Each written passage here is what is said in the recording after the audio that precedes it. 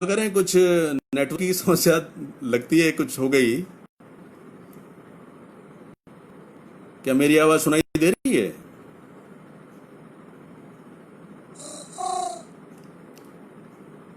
Hello. Hello.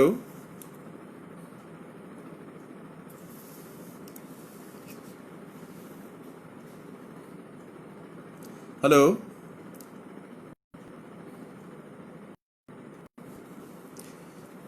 Hello. तो हम ये देख रहे थे कि हम व्यंग्य कल कैसा था, आज कैसा है, और कल कैसा हो सकता है या कैसा होने वाला नजर आ रही है, हम इस पर बात करेंगे अब थोड़ी देर। चूंकि व्यंग्य व्यक्ति के साथ शुरू हो गया है, तो ये हमें प्राचीन साहित्य से मिलना शुरू हो जाता है। संस्कृत में, चूंकि मैं संस्कृत का विद्यार्थी रहा हूँ, इसलिए मैंने संस्कृत काफ़ी पढ़ा है। संस्कृत का साहित्य काफ़ी पढ़ा है, और मैंने उसमें पाया है कि उसमें एक से एक नायाब व्यंग्य के नमूने मिलते हैं। जैसे मैं एक बताऊं, एक श्लोक मैंने पढ़ा था कहीं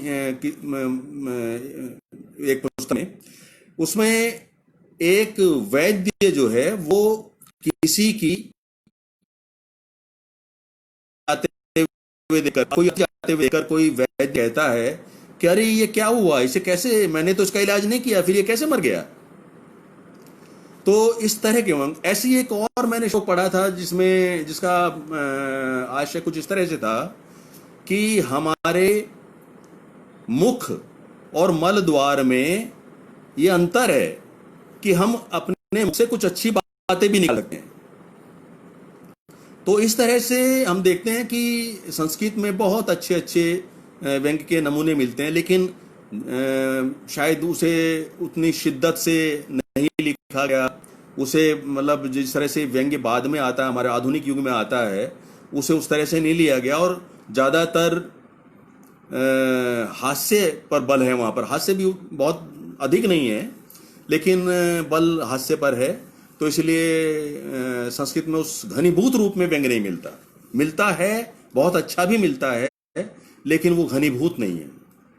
ऐसा नहीं है कि हम कह सकें कि साहब और एक कारण और भी है कि जिसे हम ये देखेंगे कि व्यंग्य जो है वो, जो जिसे हम आज व्यंग्य कहते हैं, उसका स्वरूप गद्यात्मक है। गद्य में कहीं वो अधिक बेहतर तरीके से व्यंग्य होता है कविता की तुलना में। और यही कारण है कि बहुत सारे हमारे कवि भाई कहते हैं कि साहब व्यंग्यकार जो है, जब भी व्यंग्य की का विश्लेषण होता है या व्यंग्य का आकलन होता है, व्यंग्य की आलोचना होती है, तो कवियों को छोड़ दिया जाता है। उसका कारण यही है, क्योंकि व्यंग्य जो है वो गद्य व्यंग्य को ही व्यंग्य आज माना जाता है, जिसे विधा कहते हैं, व्यंग्य विधा, वो गद्यात्मक है। तो हम ये देखें, इसके बाद हम देखते हैं कि कबीर को देखिए आप। कबीर जो है भक्ति युग में कितना जबरदस्त व्यंग्य करते हैं। उनसे वो तो आज तक मतलब अतुलनीय है। मुझे एक ये बहुत सारे दोहे आपको मालूम हो, आपको पता ही है उनके, किस तरह से उन्होंने व्यंग्य किया है समाज की विकृतियों पर, धर्म की विकृतियों पर। लेकिन एक उनका एक दोहा मैं उद्धृत करना चाहता हूं, जो कम सुना होगा आपने। उसमें है कि कबीरा आप ठगाइए और न ठगिए कोय, आप ठगे सुख होते और ठगे दुख होए। तो आप देखिए, हम जो है आज क्या हो गया है, हम दलगत विचारधाराओं में बट गए हैं। हमें पता है कि ये पार्टी भी हमें लूट रही है, ये पार्टी भी हमें ठग रही है, ये भी हमें धोखा दे रही है, लेकिन हम अपने विचार की पार्टी, अपनी पसंद की पार्टी से ठगा जाना पसंद करते हैं। दूसरे की पार्टी से नहीं ठगा जाना पसंद करते हैं। हाँ, ठगा जरूर जाना पसंद करते हैं, पता है कि ठगेगी इसलिए, लेकिन हमारी आइडियोलॉजी से मिलती है चूंकि ये पार्टी, इसलिए हम इसके द्वारा ठगा जाना चाहते हैं। कबीर ने बहुत पहले बात कही थी। आगे आप देखें तो बिहारी ने बहुत अच्छी बातें कही हैं। कबीर कहते हैं कि, एक दोहा है कबीर का कि अपने अंग के जान के जोबन नृपति प्रवीण, यौवन रूपी प्रवीण राजा ने अपनी तरफ का मान के, अपने पक्ष का मान करके कुछ अंग विशेष कुछ अंगों में को ज्यादा लाभान्वित कर दिया है, उनको ज्यादा पुष्ट कर दिया है, ज्यादा लाभ पहुंचा दिया है। तो आप देखिए, आप हम कहते हैं कि साहब फलाने ने अडानी को, अंबानी को लाभ पहुंचा दिया, सब कर दिया, लेकिन आप देखिए कि बिहारी ने क्या कहा है, यही बात तो कही है। अपने तरफ का, अपने पक्ष का मान के राजा जो है वो कुछ भी करता है, ये आप देखें। लेकिन ये सब वो नमूने हैं जिन्हें हम व्यंग्य मानते तो हैं, लेकिन व्यंग्य विधा के अंतर्गत नहीं लेते। उसका कारण यह है कि व्यंग्य विधा जो है वो भारतेंदु, जितनी भी गद्यात्मक विधाएं हैं वो भारतेंदु से शुरू होती हैं, व्यंग्य भी भारतेंदु से ही शुरू होता है। भारतेंदु आप जानते हैं कि बहुत कमाल के व्यक्ति थे। उन्होंने जो है हर विधा में लिखा है, हर विधा में लिखा है, और व्यंग्य में भी लिखा है। और कुछ तो चीजें उनकी ऐसी हैं कि आज बिल्कुल फिट होती हैं, मतलब ये लगता है कि यार ये बिल्कुल इन्होंने जो है ये आज उन भारतेंदु के और भारतेंदु युग के सभी व्यंग्यकारों, अगर आप आज पर फिट कर दें तो आज जैसी लगने लगते हैं, जैसे कि आज की परिस्थितियों के बारे में कहा गया हो। मैं एक उदाहरण दूंगा भारतेंदु का।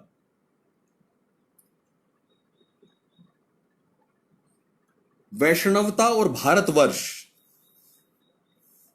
निबंध में वे लिखते हैं, विधवा गर्भ गिरावे, पंडित जी या बाबूजी, बाबू साहब यह सह लेंगे, वरंच चुपचाप उपाय भी कर देंगे, पाप को नित्य छिपावेंगे, अंततो गत्वा निकल ही जाएं तो संतोष करेंगे, पर विधवा का विधि पूर्वक विवाह ना हो, फूटी सहेंगे आंजी न सहेंगे।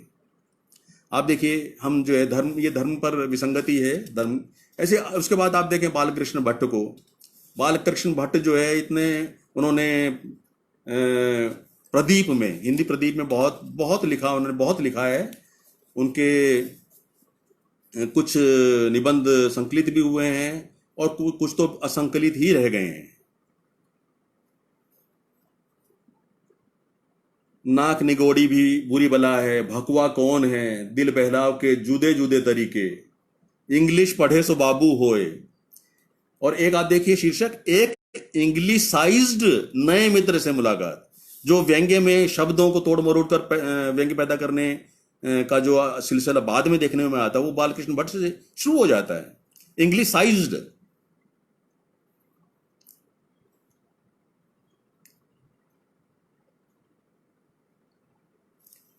तो और इसी तरह से भारतेंदु युग में, फिर द्विवेदी युग में, और अंत में हम आते हैं, मतलब बाद में फिर जब हम आते हैं, जब हम ये कहते हैं कि हाँ साहब व्यंग्य जो है अब विधा बन गया है, वो है परसाई।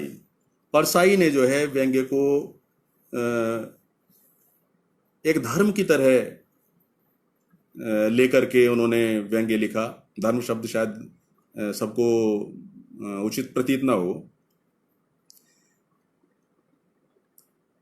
लेकिन फिर भी व्यंग्य परसाई की रचनाओं को देख करके ही हम व्यंग्य को विधा कह सके हैं। हालांकि स्वयं परसाई ने व्यंग्य को विधा नहीं माना था, लेकिन वो इसलिए नहीं माना था क्योंकि उनके सामने व्यंग्य ऐसी रचनाएं नहीं थी कि जिनके आधार पर व्यंग्य को विधा कहा जा सकता। न तो इतनी रचनाएं थी और न इतनी मात्रा में थी। लेकिन परसाई और उनके युग के, उनके समय के व्यंग्यकारों ने इतनी रचनाएं दी, और ऐसी अच्छी अच्छी रचनाएं दी कि अगर उनके आधार पर भी व्यंग्य को व्यंग्य न कहा, विधा न कहा जा सके, तो फिर शायद ये उनकी रचनाओं के साथ ही, उन्हीं के साथ ये अन्याय होगा।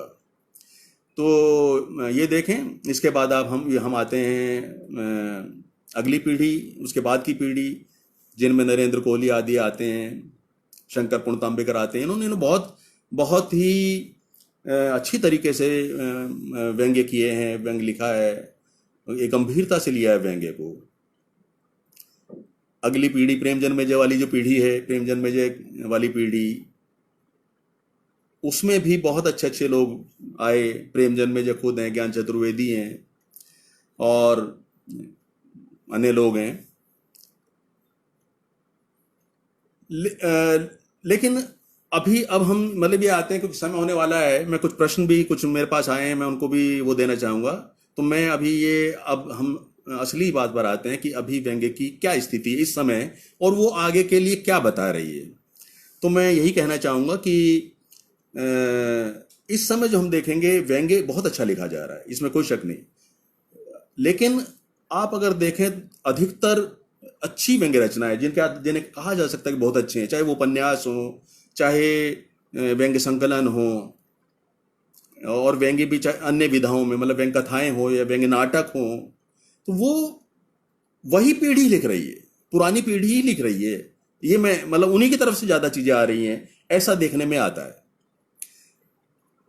नाटक है तो प्रेमचंद जी लिख रहे हैं, उपन्यास हैं तो जवाहर चौधरी लिख रहे हैं, और इस तरह से मतलब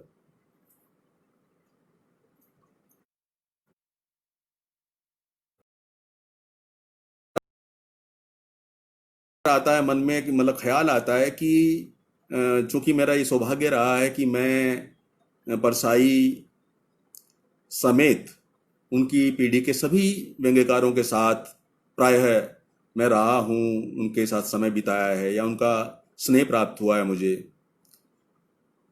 और उनके बारे में मैं जानता हूँ। वो पीढ़ी अपने से अगली पीढ़ी यानी कि प्रेमचंद आदि के साथ बहुत घुली मिली भी थी, उनके साथ उनके अच्छे संबंध भी थे, उन्हें प्रोत्साहित भी बहुत करते थे, पढ़ा भी बहुत था उन्होंने। तो मैं देखता हूँ कि परसाई की पीढ़ी यानी परसाई, शरद जोशी, रविन्द्रनाथ त्यागी, उनके साथ तो वो तो खैर बहुत ही युवाओं को बहुत प्रोत्साहन देते थे, वो बहुत पढ़ते थे और बहुत प्रोत्साहित भी करते थे सभी को।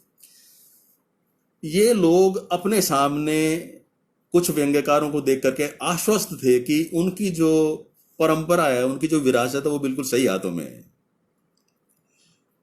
लेकिन क्या ये बात हम अभी कह सकते हैं कि ऐसा अगली पीढ़ी भी आश्वस्त कर रही है हमें? अभी अभी तक नहीं। हालांकि मैं निराश नहीं हूँ, लोग बहुत अच्छा लिख रहे हैं, कुछ बहुत ही अच्छा लिख रहे हैं, कुछ लिख रहे हैं, लेकिन अच्छा लिखने लगेंगे वो, क्योंकि लिखते लिखते आदमी अभ्यस्त भी होता है, उसको परिष्कार भी आता है, संस्कार भी आता है लिखने का। लेकिन अभी कोई ऐसा मतलब ज्वलंत, कोई ऐसा जिसने धमाका कर दिया हो, जिसने ये बता दिया हो कि नहीं साहब व्यंग्य ये है, जिसके आधार पर हम ये कह सकते हैं कि साहब व्यंग्य, ऐसा अभी नहीं है। लेकिन ऐसा होगा नहीं, ऐसा ये भी बिल्कुल नहीं, ये बात भी सही नहीं है। अब मैं कुछ एक दो प्रश्न आए हैं, मैं उनको भी लेता हूं। मुझे किसी ने पूछा था, शायद रमाकांत ताम्रकर जी ने पूछा था कि व्यंग्य की भाषा कैसी होनी चाहिए। तो व्यंग्य की भाषा कोई निश्चित नहीं है। व्यंग्य की भाषा या व्यंग्य अपने आप में आपके व्यक्तित्व से निर्मित होता है। अगर आपने आप बहु अध्येता हैं, आपने संस्कृत भी पढ़ी हुई है, आपने रीतिकाल भी पढ़ा हुआ है, आप उन सब चीजों को इस्तेमाल करेंगे उसमें। आप किस वातावरण में रह रहे हैं, आपकी सामाजिक और आर्थिक और अध्ययन की पृष्ठभूमि क्या है, आप सबका इस्तेमाल करते हैं। आप खुद तय करते हैं कि साहब मेरे इस व्यंग्य की भाषा कैसी होगी कि ये व्यंग्य बन जाए, ये प्रभावशाली बन जाए। हम देखते हैं कि साधारण, मतलब उनका आशय था कि साहब भाषा साधारण ही हो या उसको कुछ हमें टेढ़ा मेढ़ा बनाना पड़ेगा।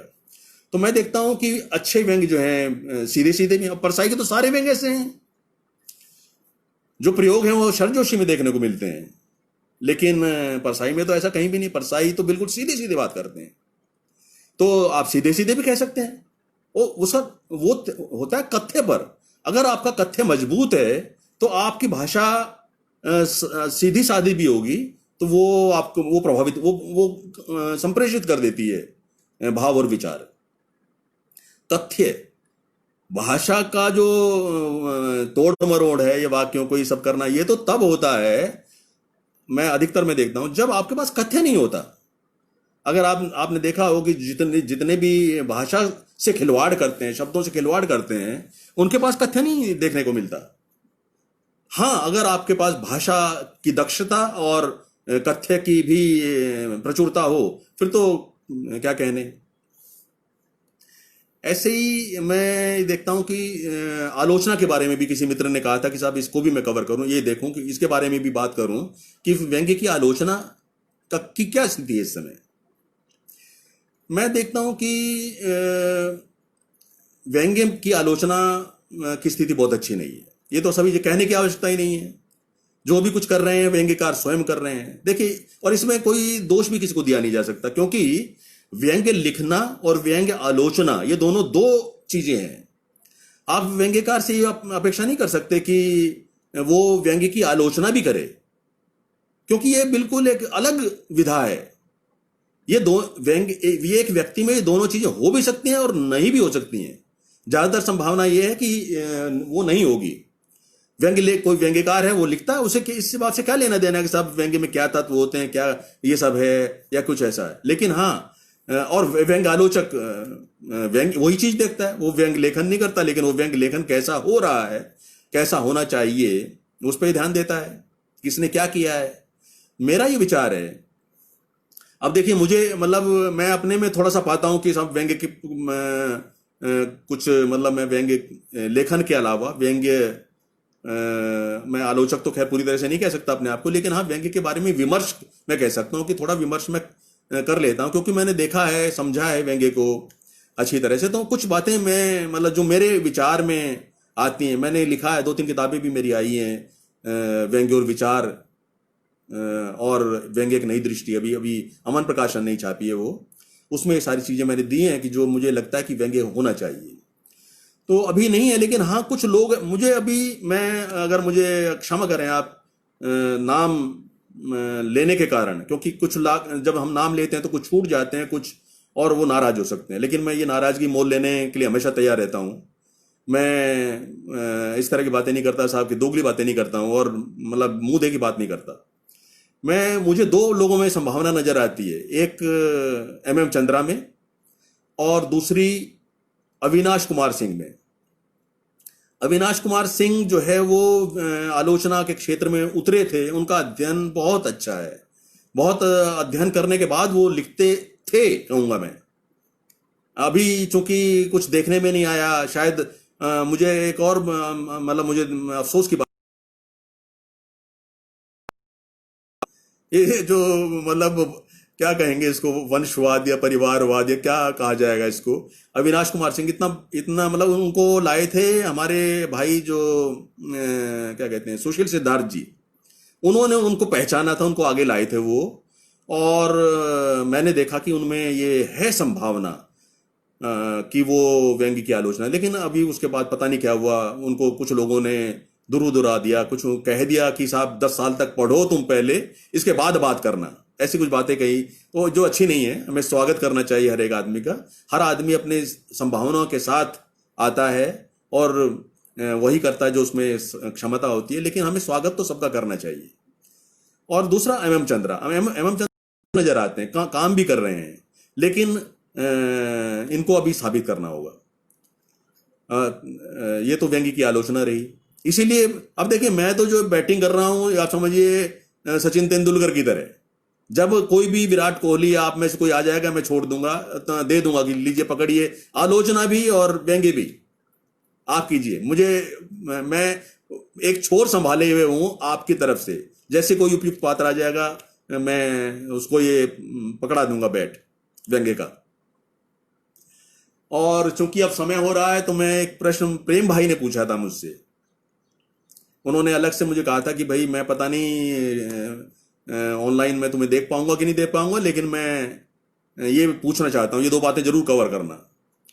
एक तो उसमें थी शायद आलोचना से संबंधित थी, वो तो मेरे ख्याल से कवर हो गई होगी, लेकिन दूसरी बात ये थी कि वो मेरे से व्यक्तिगत रूप में व्यंग्यकार के रूप में जानना चाहते थे कि भाई तुमने पहले व्यंग्य, मैं आप कहें तो मैं उनका वो पढ़ के, उन्होंने कहा था कि तुमने पहले बासे बैंक लिखा, उसकी बहुत धूम मची, इसके बाद तुम चले गए बम्बई, तो तुमने जो है इसके बाद भाषा पर काम किया, बैंकिंग मैनेजमेंट वगैरह पे काम किया, उपन्यास वगैरह लिखे, लेकिन व्यंग्य छोड़ दिया, तो ऐसा क्यों हुआ? और अभी तुम जो है बहुत मतलब तुम्हारी सक्रियता बहुत आश्चर्यचकित करती है और वगैरह वगैरह।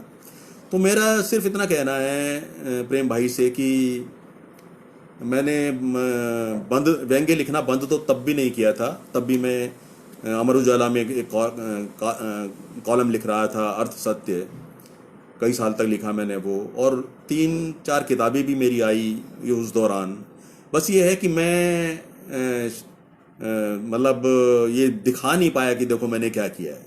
और मैं ये समझता था कि ये दिखाने की जरूरत होनी भी नहीं चाहिए, देखने वाले को खुद देखना चाहिए कि कुछ काम किया गया। तो मैं ये समझता हूँ प्रेम भाई कि मैं मतलब उतना सक्षम नहीं रहा कि मैं मेरा नोटिस किया जाए मेरे काम को। और जब मैं यहाँ आ गया और आप देखते हैं कि मैं सक्रिय हूँ, तो उसका कारण और कुछ नहीं है। कारण सिर्फ इतना है कि मैं अब सेवानिवृत्त हो गया हूँ, मेरे पास समय ज़्यादा है पहले की तुलना में। मैं और व्यंग्य मुझे प्रिय है अन्य विधाओं की तुलना में, तो मैं व्यंग्य ज़्यादा लिख रहा हूँ, नज़र आ रहा हूँ कि हाँ ये है। और मुझे ये भी खुशी है, शुरू में मैंने आपने देखा होगा कि मैं थोड़ा सा इधर उधर जानने में या कुछ कुछ प्रस्ताव स्वीकार करने में हिचकता था, क्योंकि मैंने ये देखा 2-3 चीज़ें मैंने नोट की। एक तो ये कि ये जो पुरस्कार है, ये सब ये पुरस्कार मिलना, सम्मान मिलना, ये वगैरह, ये सब योग्यता के आधार पर नहीं है। इसके लिए कुछ और योग्यता चाहिए होती है जो मुझ में नहीं है वो। और दूसरी बात, जहाँ तक ताल्लुक है लिखने की, तो मुझे साबित करना होगा, मुझे पुनः ये साबित करना होगा कि मैं वही हूँ, बॉस बैंक वाला ही। और जब तक मुझे लगा कि अभी साबित नहीं है, इसलिए मैं, आपने देखा होगा प्रेम भाई ने कहा था मुझे कि भाई मैं कुछ तुम्हारे ऊपर कुछ व्यंग्य यात्रा में करना चाहता हूँ, तो मैंने मना कर दिया था उनसे, मतलब विनम्रतापूर्वक कि नहीं, अभी मैं ये समझता हूँ कि अभी मैं इस लायक नहीं समझता अपने आप को। और ये मैं सच कह रहा था, मतलब वास्तव में। इसके बाद फिर उन्होंने मेरे नए उपन्यास पर चर्चा करना जरूरी समझा, या आवश्यक, मतलब वो उन्हें लगा कि इस पे होना चाहिए, उन्हें अच्छा लगा वो। तो और ये भी कहा कि तुम चाहे सब सहयोग करो या नहीं करो, मैं तो करूँगा ही। जब ये कहा तो मुझे, तब मैंने उनको, जो उन्होंने मुझसे कहा वो मैंने कर दिया। मैं आभारी हूँ उनका। और मैं, सच बात यह है कि मैं अपनी सक्रियता के लिए प्रेम को ही क्या कहेंगे, मतलब दोषी कहें या श्रेय दें उसका, ये उन्हीं को ही जाता है। क्योंकि मुझे ये साबित करना हुआ कि भाई मैं, मुझ में अभी है। मैंने यही तय किया मैंने कि अगर मैं, मुझ में कुछ दमखम होगा तो सामने आ जाएगा, और अगर नहीं होगा तो खत्म हो जाएगी बात, बस फिर खत्म है, कोई बात नहीं है, फिर हम ग्रेसफुली बाहर हो जाएंगे, इसमें क्या बात है। तो अगर पसंद आ रही है तो, मतलब मेरा कुछ लेखन अगर पसंद आया है मेरे अग्रजों को, तो ये मेरे लिए खुशी की बात है।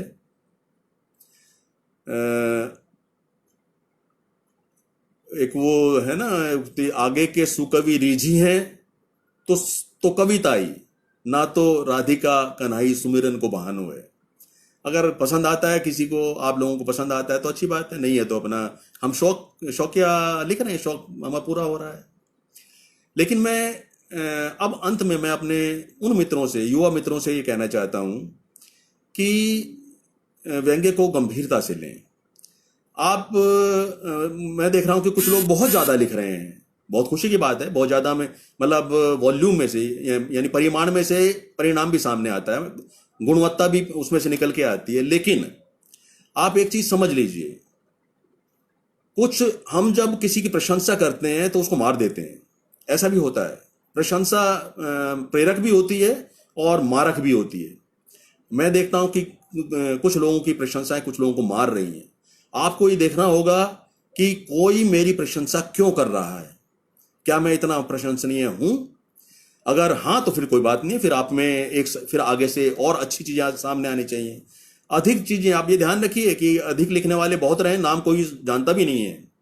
एक केशव चंद्र वर्मा थे जिन्होंने बेशुमार लिखा, बहुत किताबें हैं उनकी, और कहाँ से छपी हैं वो? सबसे बड़े प्रकाशक से छपी हैं, भारतीय ज्ञानपीठ से। लेकिन आज कौन नाम लेता है उनका? नाम फिर भी परसाई का ही लेता है, शरद जोशी का, शिलाल शुक्ल का।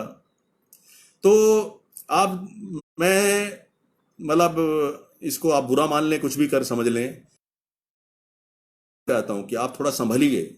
मैं ये देख रहा हूं कि बहुत लोगों में बहुत संभावनाएं हैं, लेकिन वो अधिकता के मारे हुए हैं, उनको संभलना होगा।